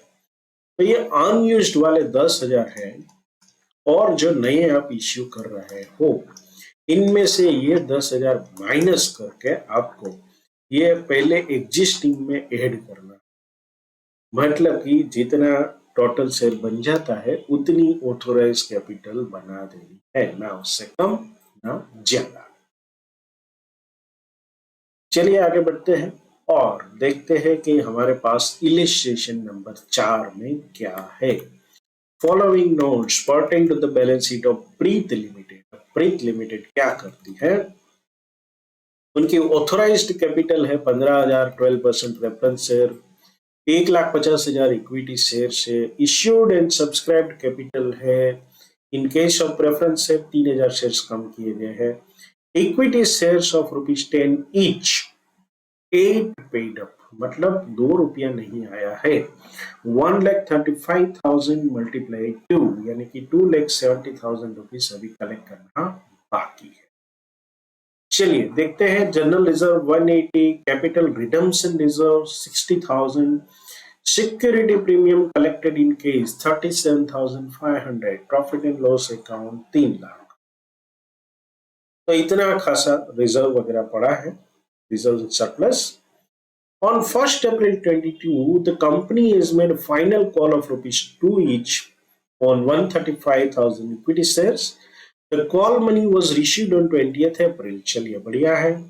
Thereafter, the company decided to capitalize its reserve by a bonus at the rate of 1 share for every 4 shares held.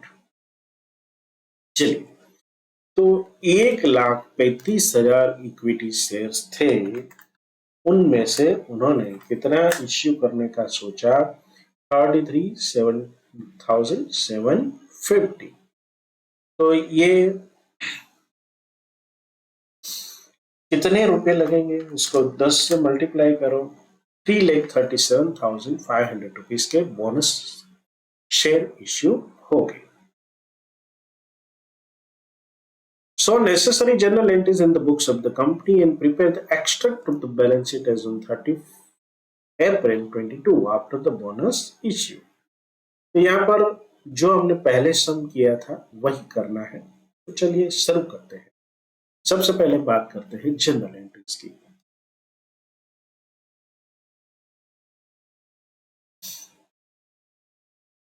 कौन सी कंपनी है, ये सब चीजें आप एग्जाम में विदाउट फेल लिखेंगे, लेकिन इसकी शुरुआत घर पे प्रैक्टिस से करनी है। जब भी प्रैक्टिस करें फॉर्मेट बढ़िया तरीके से बनाइए। आप जितनी भी घर पे प्रैक्टिस में ज्यादा वक्त लगाएंगे एग्जाम में उतना वक्त बचेगा। तो डोंट थिंक मैं एग्जाम में फॉर्मेट बना लूंगा, अभी यहाँ पर एंट्रीज समझ लेता हूँ। You will lose your 10-mark question definitely if you do not make the formats at home. ये आप लिख के रख लीजिए। तो चलिए शुरू करते हैं। 1/4 को कंपनी ने कॉल किया था, final call equity shares, final call account debit, 1,35,000 shares थे, ₹2 बाकी था, तो 2,70,000 रुपया मंगवाना पड़ेगा। Simple board resolution date. ये बोर्ड रेजोल्यूशन जब आप लिखते हैं उसका मतलब क्या है कि ये काम ऑथोराइज्ड तरीके से हुआ है।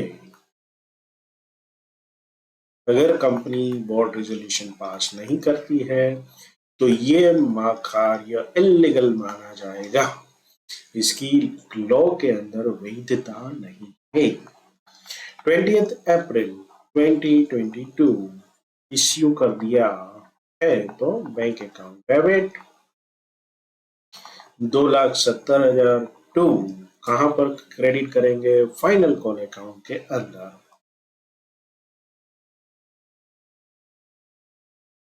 थियरी के टाइम पर मैंने कहा था कि यहाँ पर लिखी हुई हर चीज में आईसीआई जो है वो अपने क्वेश्चन वगैरह सेट करते हैं। तो ये आप देख सकते हैं कि जो थियरी में हमने डिस्कस किया था वही सारी चीजें यहाँ पर लिखी हुई है।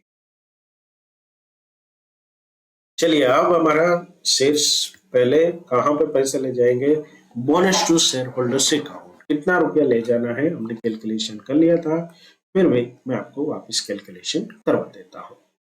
कुल मिलाकर 1,35,000 शेयर्स थे, उसके 4:1 कैसे कैलकुलेशन होगा, अगर 4:1 है तो 1,35,000 शेयर के सामने कितना इश्यू करेंगे, 135 multiply 1 upon 4, that is 3375.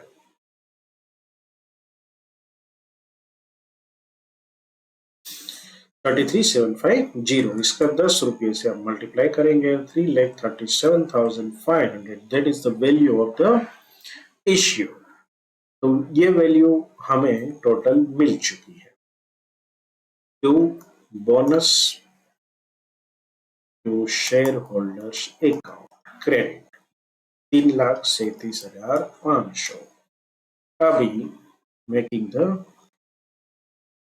Provision for bonus share.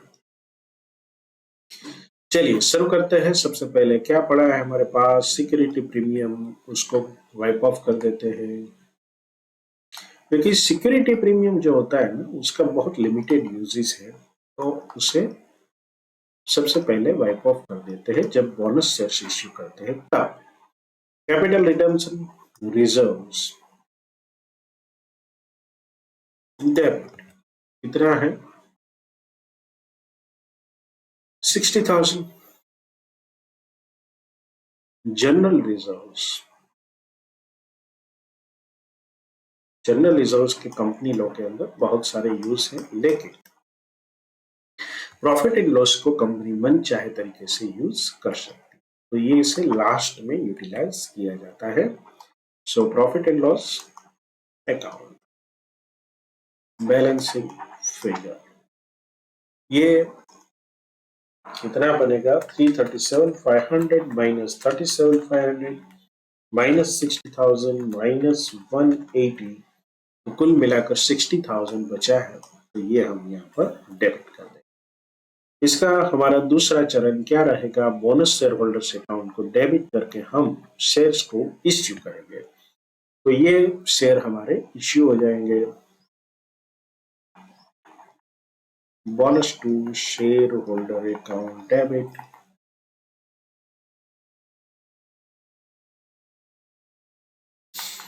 To equity share capital account, issue of bonus shares. हमारी जनरल एंट्री कंप्लीट हो गई। अब हमें जो करना है वो हमारा एक्सट्रैक्ट बनाना है, तो चलिए एक्सट्रैक्ट बनाते हैं। और एक्सट्रैक्ट में हमें पता है कि हम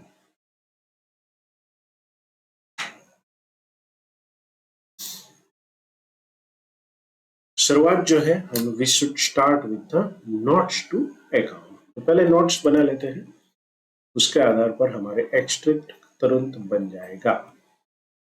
तो ये हमारा एक्सट्रैक्ट से शुरुआत करते हैं। ऑथोराइज कैपिटल रेफरेंस सेल में कुछ टच नहीं हुआ है तो सेम रहेगा।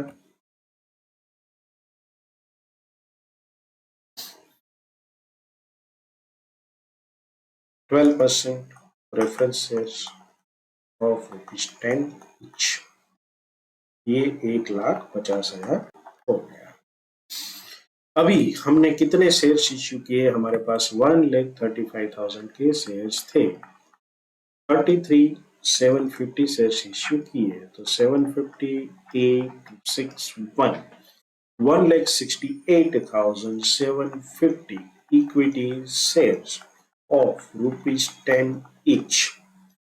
इसको 10 से मल्टीप्लाई करेंगे, 16,87,500, अभी इश्यूड और सब्सक्राइब दोनों हम साथ में कर देंगे।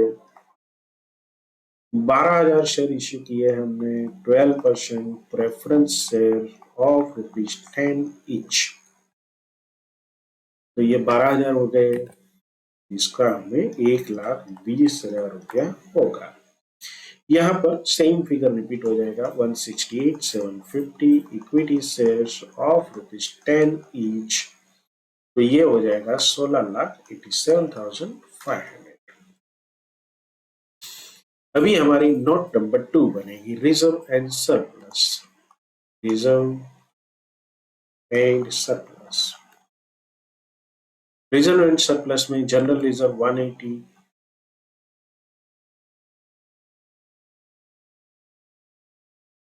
fully utilized less bonus share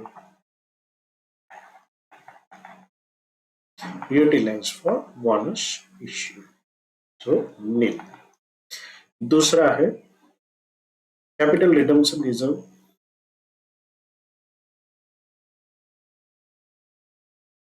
$60,000 fully utilized, nil। तीसरा है सिक्योरिटी प्रीमियम। आप देखेंगे कि ये लंबा चौड़ा लगता है लेकिन है कुछ नहीं, सिर्फ कॉपी करके लिखते रहो और 2-3 फिगर को इधर उधर कर दो, मामला सेट हो जाएगा। Less utilised. अभी सिर्फ एक चीज बची है, प्रॉफिट एंड लॉस। 3 लाख था प्रॉफिट एंड लॉस अकाउंट,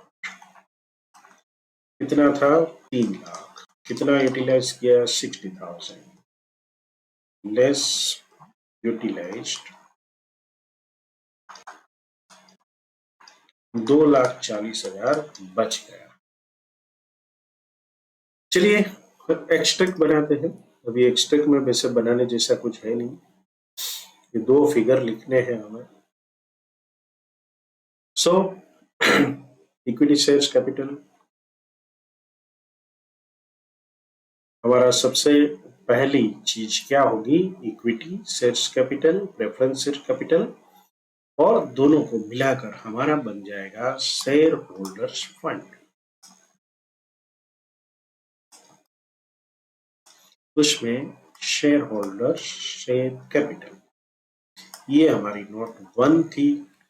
दोनों का टोटल कितना है,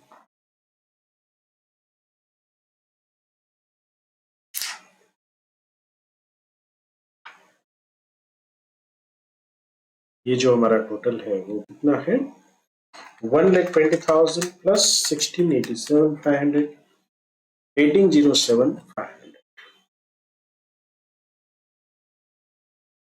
याद रहे यहाँ पर आप ऑथराइज कैपिटल का फिगर ना लिख दे, नहीं तो गड़बड़ हो जाएगी। B reserves and surplus, 2 number की हमारी नोट थी 2,40,000। तीसरा मेरे ख्याल से कुछ था नहीं, 2 ही चीजें हैं, तो चलिए इसका टोटल अलग कर लेते हैं। 20,47,500। ओके, चलिए इसका प्रेजेंटेशन देख लेते हैं। ये मैं प्रेजेंटेशन वगैरह शब्द का इस्तेमाल क्यों करता हूँ आपको बता दूं। देखिए आईसीआई जो है वो जब भी नया सिलेबस प्रिस्क्राइब करती है, आपके सिलेबस में इश्यूएंस ऑफ शेयर्स तक था, उसके बाद ये सारे यूनिट जो है 4, 5, 6 नए ऐड हुए। ये ऐड करते समय आईसीआई क्या सावधानी रखता है कि पिछली एग्जाम में पूछे गए क्वेश्चंस को ये इलस्ट्रेशन और प्रैक्टिकल प्रॉब्लम्स के माध्यम से हमें देता है। तो आप इंटर का पुराना सिलेबस में ऐसे ही क्वेश्चन पूछे जाते थे, तो इसमें आप देखेंगे कि ये जो आपका सजेस्टेड आंसर होना चाहिए, यहाँ पर लिखा है illustration, but it is a full fledged question of 10 marks और 15 मार्क्स, तो हमें इस तरह से इसको लेना है। Never ignore any illustration given by the ICAI, क्योंकि अगर आप एग्जाम के अंदर पूरा स्टडी मटेरियल करके नहीं जाते हैं तो बहुत सारी चीजें मिस करते हैं, तो ये आपको ध्यान में रखना है। चलिए, ये जनरल एंट्रियाज जो हम पहले दूसरे चैप्टर से करते आ रहे हैं, तो ये हमने देखी। ये यहाँ पर बैलेंस शीट नहीं दिया हुआ है, हालांकि लिखा है extract of balance sheet, directly notes to account दिया हुआ है, क्योंकि बैलेंस शीट के अंदर कभी ऑथोराइज कैपिटल नहीं होती, ऑलवेज नोट्स टू। तो ये हमने जो बनाया, that is this is the balance sheet. Anyway, ये बैलेंस शीट है।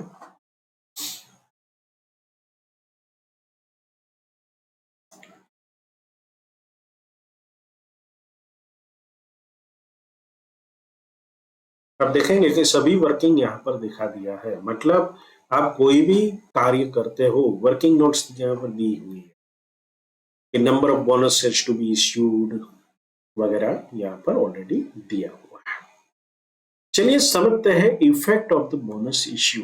जब भी बोनस शेयर्स इश्यू होते हैं उसकी इंपैक्ट क्या होती है? तो सबसे पहले increase in share capital, share capital बढ़ेगी। शेयर कैपिटल बढ़ेगी तो कैसे बढ़ेगी?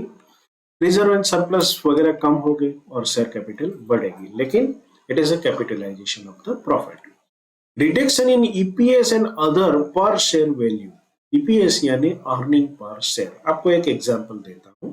मान लीजिए कि 1,00,000 इक्विटी शेयर्स है, प्रॉफिट कितना है? हम इसे नेट प्रॉफिट बोलते हैं अगर, तो एक्चुअली ये पैट होता है, प्रॉफिट आफ्टर टैक्स। ओके, तो मान लीजिए कि ये 10 लाख है, तो हमारा ईपीएस कितना आता है? ईपीएस होगा 10, क्योंकि अर्निंग पर शेयर का रेशियो क्या है? 10 लाख डिवाइडेड बाय 1 लाख। अगर ये 1 लाख के सामने हम और 25,000 शेयर्स इश्यू कर देते हैं, तो कुल मिलाकर अब शेयर कितना हुआ? प्लस 25,000 आप करो, 4:1, 1,25,000। अब ईपीएस क्या बनेगा? ये 10 लाख तो बदलने वाले नहीं है, आपका अर्निंग तो ज्यों का त्यों का है, और इसे आप 1,25,000 से डिवाइड कर रहे हो। सो EPS will be 8. So there is a reduction in EPS. और पर वैल्यू शेयर्स का जो भी कैलकुलेशन होगा हर जगह पर ये कटौती होगी, लेकिन ये favourable act considered by the market, market जो है ना वो खुश हो जाता है। एक ये कंपनी अगर बोनस शेयर दे रही है तो शेयर होल्डर्स के लिए बहुत अच्छा कार्य कर रही है।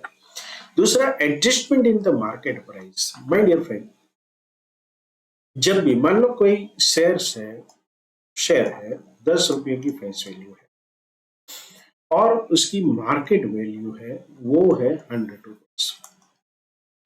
मान लो 1 to 1 शेयर दे दिया, क्या हो जाएगा कि ये जो कंपनी है उसने 10 रुपए के शेयर्स जो थे उसकी मार्केट वैल्यू 100 थी, 1 लाख मान लो शेयर था, उसके सामने और 1 लाख शेयर दे दी, तो अब ये 2 लाख हो जाएगा।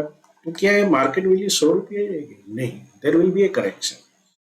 तो कंपनी में क्या होता है कि ये मार्केट वैल्यू डाउन हो जाएगी, लेकिन खुशी की बात ये होती है कि ये एग्जैक्टली इसके प्रोपोर्शन में नहीं होती है कि भाई चलो अब 50,000 हो गया, ये इसका 50 रुपीज हो गया तो market capitalisation is the same. ऐसा नहीं होता है। कंपनी की अच्छी कामगिरी के लिए ये 50 रुपए के बजाय क्या हो जाएगा, 52 रुपीज या 55 rupees. So this is one of the benefit that company and shareholders are getting. There will be an adjustment in the market price. दूसरा, reduction in accumulated profit, reserve and surplus कम हो जाएगा, naturally है, क्योंकि bonus shares के लिए कहीं तो पैसे लाने पड़ेंगे, तो ये यहाँ पर इतना इम्पैक्ट होता है। ये 2 या 3 मार्क की अगर चीजें पूछी जाए तो हमें क्या बोलना है कि भाई शेयर कैपिटल इंक्रीज होगी, अर्निंग पर शेयर कम होगा, मार्केट में कंपनी की अच्छी फेवरेबल इंपैक्ट रहेगी, market price of the shares will be adjusted and reduction in accumulated profits. Friends, यहां पर हम आज के इस सेशन को विराम करते हैं, क्योंकि आगे का जो हमारा चैप्टर है उसे हम नेक्स्ट सेशन में कंटिन्यू करेंगे। सबसे एक छोटी सी रिक्वेस्ट है, अगर अब तक आपने चैनल को सब्सक्राइब नहीं किया है, प्लीज सब्सक्राइब द चैनल। अपने दोस्तों को भी बताइए, प्लीज शेयर विथ हिम। आपकी कमेंट्स मुझे बताएं कि मुझे और क्या इम्प्रूवमेंट की आवश्यकता है, और वीडियो को अच्छा लगता है तो लाइक जरूर कीजिए। लेकिन मेरी आपसे सबसे बड़ी रिक्वेस्ट ये है कि अब प्रैक्टिस ज्यादा करिए। जितनी प्रैक्टिस आप करेंगे, that will B get more marks in the exam. So all the best to you. Thank you very much for your presence here.